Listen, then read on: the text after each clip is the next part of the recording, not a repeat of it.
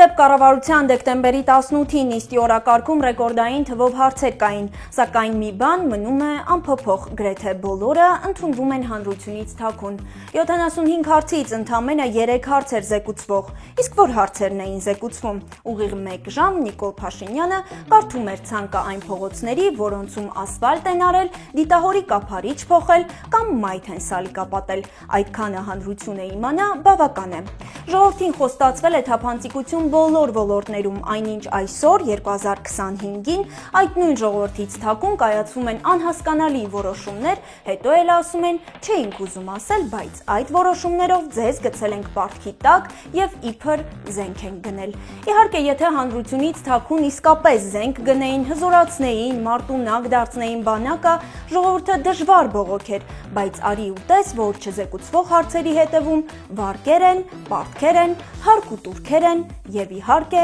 տուգանքների հետևից։